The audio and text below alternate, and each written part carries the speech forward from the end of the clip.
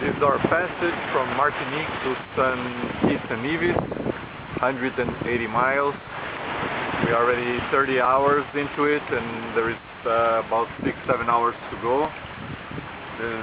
The waves now are much better than 2 hours ago. I couldn't even stand here and film. Our autopilot is doing the job right now, taking us there. We have about 7 hours to go and going about 6 knots, 20 knots of wind. And right there we can see Montserrat. Montserrat is an active volcano. It's a bit scary. You can see the ashes coming out of it. And we're going to pass on the lee side of it, but we are 13 miles away, so it should be okay.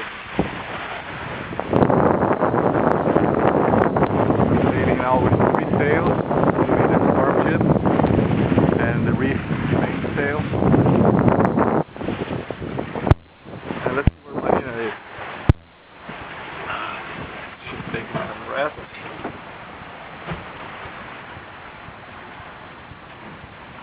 It's been a rough passage, so we need to rest a little bit, and hopefully by sunset we will be mooring in Nevis.